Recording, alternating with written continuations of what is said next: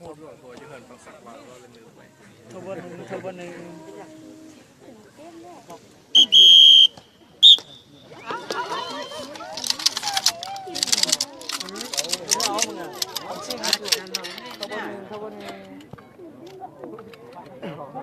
你套搞，你套哎，你套倒了不够啊？เขี่ยวมันพัฒนามันบอกเอาปะอบออกเฮ้ยเอาลูกเลื่อนซะได้ไหม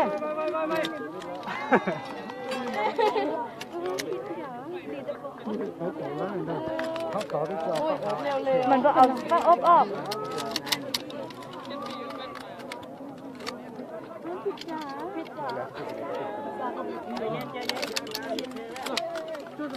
ไอ้ผู้ชายเป็นมาก่อนนั่นเร็วๆลูกแก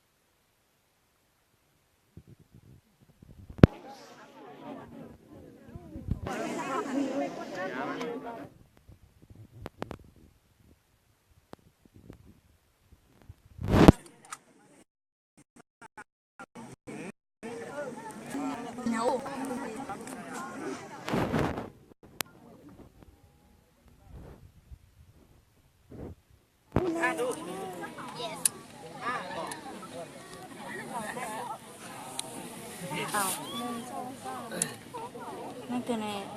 กูไม่ได้ร้องก็ตีชีจงกากูมัวลิจาซื้อมาเอา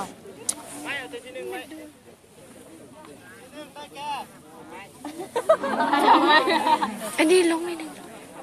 ไทยทอง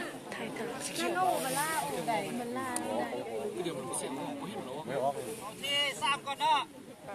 แก้บริหารการท่องเที่ยวไทยอ้นนี่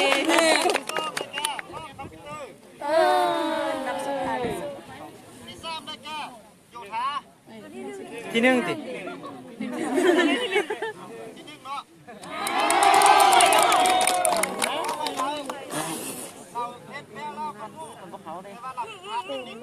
แม่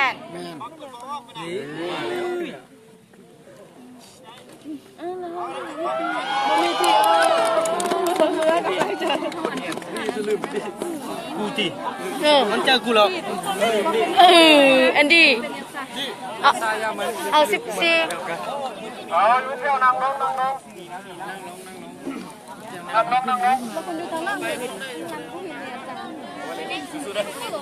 โอ้ยน้อยตัวแน่มัวลิจ่าซื้อหมู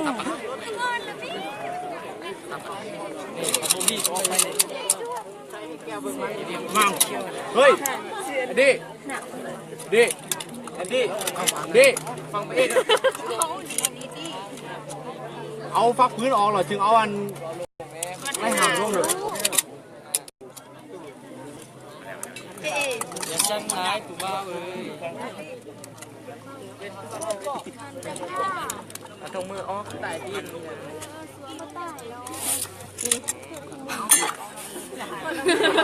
เน่าเลยดิจะต้องทนนี่เน่ากูจะป้าแต่ชิ้นนั้นนึงก็เราตุ้มซิมอาชีน่ะคือปกปิดเราแต่ชิ้นนั้นก็ซิมอ้อแน่ที่ใส่ก็ตัวแน่อ้อเดียวนี่ไม่ได้ไว้เลยค่ะไม่อยากทีบตัวเองน่ะตัวเองเราไม่ใจบุดีหนึ่งกระติก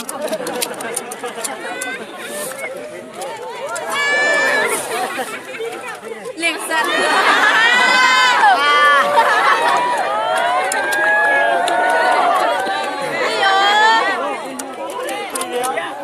หัวไปกับว่า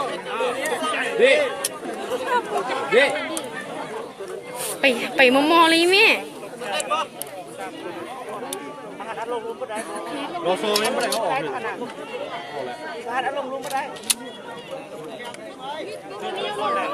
เป็นตัวนี่สู้ ยามันเนาะยามัน ตัวเองเป็นตัวเอง ยาเยอะยาเยอะ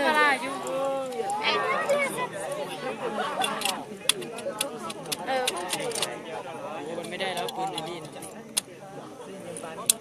ตัวนี้เอาลงก็ได้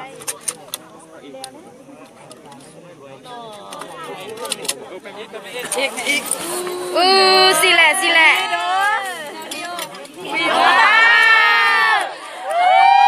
บ่ได้โคตรยากบ่เทกูยู ตัวเองบอกเก่งแล้วบอกเก่ง มาแข่งกูบ่สิข้ามาแข่งกูบ่ หน้าหลาย กูบ่3 นาทีครึ่งมันยังไงสุมันหน้าหลายมึงน่ะแต่อาจารย์มันยังหลังห้างสิบ่ได้แล้วคือว่าเปแล้วปืนเปลี่ยนปืนดูบ่ได้อ่ะ เปลี่ยนบ่ได้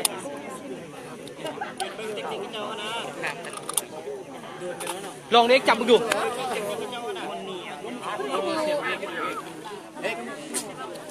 เอ็กสู้สู้ หน้าหลาย หลักซองเลยดิหลักซองพอยูนี่มึงบ่ได้ดึงขึ้นบ่ได้ แข็ง มันยูแล้วมันบ่เข้าน่ะ อืม ปืนเฮาได้แล้วนะ โอบีมันตัว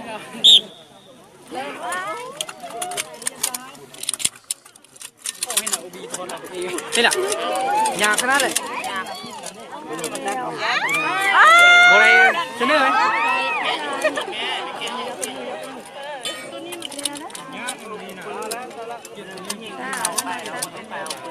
โอ้มันจนเร็วแล้วบางนั้นน่ะ โอ้เร็วแล้วบูว่าที่สามเท่าไหร่ที่สามเนี่ยเท่าไหร่ที่สามเนี่ยยังมีอีกยังมีตื่น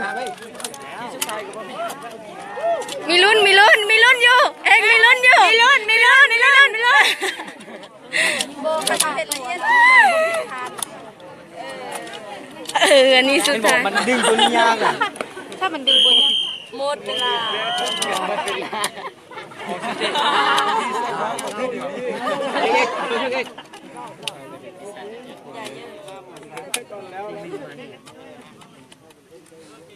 เนี่ยเท่าต่อยเท่าเอว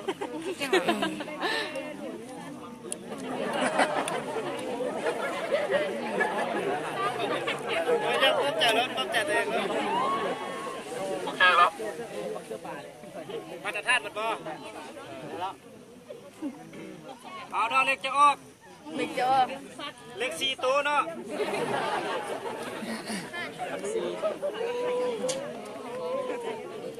อันดับที่3ได้แก่ห้องยัง เดี๋ยวจะ ตอนนี้การลงน้ แหมเสา ำที่2ได้แก่ห้องยัง คือแบบเป็นภาษาอังกฤษ ที่4ได้แก่ที่หนึ่ง ห้องยัง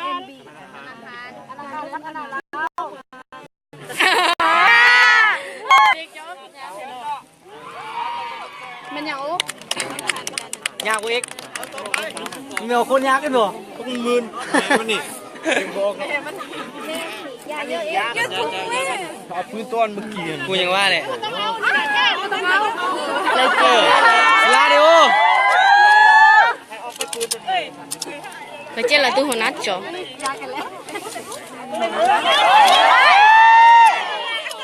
แต่ปืนตัวนี้ช่วยสุดแหละเดี๋ยวมันง่ายแต่เอาออกยากสิ ล้าของเราล้ามึงโอ้ไปแล้วโอ้ไปกายแล้วเว้ย ทำไมเป็นแบบต้นขี่หัว จริงจังบอกว่านี้อ่ะ เบิ่งแต่ตอนลองปืนกูดึงจากเทื่อบ่ออกกูยิงตรงไปแต่คันไปแล้วต้องออกตัวนี้นะ บอใหญ่ไปอันอื่นเลยคือเขา ก็ต้องไปเอาเด้อตัวนี้นะยากมันเลยแหละมันดึงก่อนดึงก็ออกก็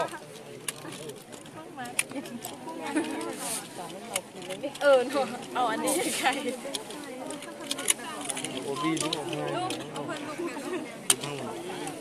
ตัวเอาไปแต่ก็ไป มันดึงยากนะดึงยาก ไอ้ดีมันมาสั่งเอามันก็หันออกดู ลูกเลื่อนน่ะถุยกูก็เอาออกกันดิ เฮ้ย กูไปดึงอันนั้นบ่แพ้ เจ็บมือตอนซ้อมยังแก้วยังผู้หญิง เพื่อเขาหูแล้วก็บ่ได้กันเลยเขาบ่ได้ออกไปเด้เขาก็บ่ได้กันนั่นนะมันไม่ดึงยากเนี่ยมือเทคมือได้แล้ว เขาใส่ละมุนสินะ ได้แล้วมักซ่อม แต่ว่า มาตาท่าน ดึงบ่ออกมันมืนบ่แม่นมันแบบมืนน้ำมันต้องไปเอาเด้อปืนตัวนี้นะแต่ว่าง่ายเวลาติ๊กเขาบ่ได้สาดติ๊กเขา เอาปืนนี่เอาปืนอะไร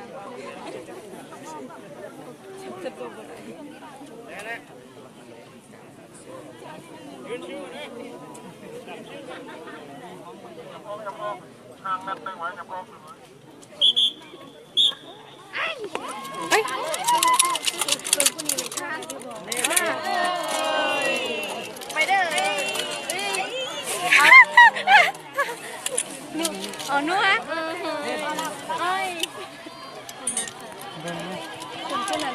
ไม่เครียดไม่เครียดเครียด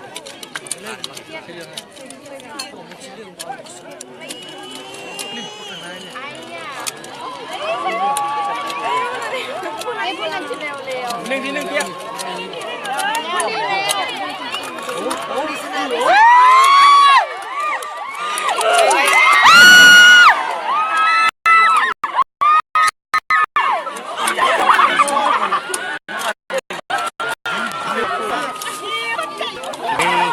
เขาดึงบ่ได้มือ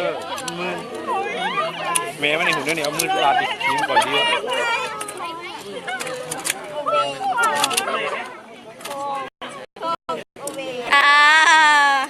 คนหนาแป๊กเงือกเลย บ่ได้ บ่ผ่านผ่าน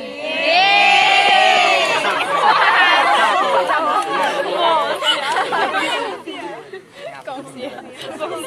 กินยาก็ได้กินเลยนกบอกกินยาตัวเองเป็นยังไง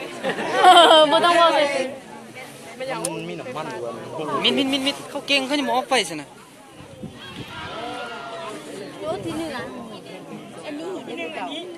ตัวนี้นี่เวลาเอาเข่าเราเต็กลงเลยมันเป็นปืนใหม่เลย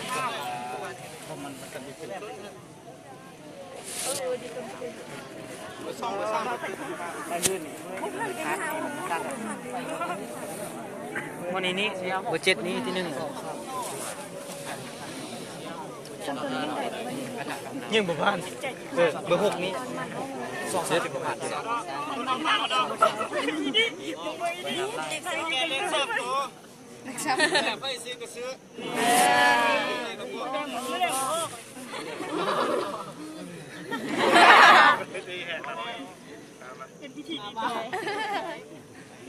เอาห้องที่ทราบได้แก่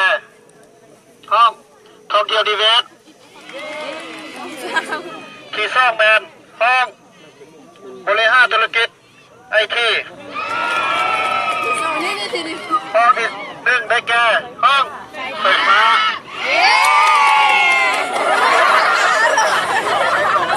คือได้อยู่ไฟฟ้าเลยกระแส เรียนสั้นเนี่ยเรียนสั้นเพื่อสั้นมัน เอาซ้ำไปเอาซ้ำมาเข้าไป สั้นเป็นเรียน เกี่ยวไปเอาซ้ำส่งเข้าเกี่ยว สาดเอาผู้ยิงดูเดี๋ยวผู้ยิงเดี๋ยว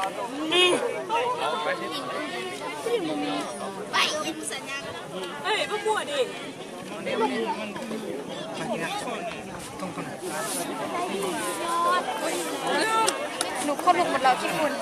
ดึงยาขนาดนี้ เอ้ากระเป๋าเปนอ่ะ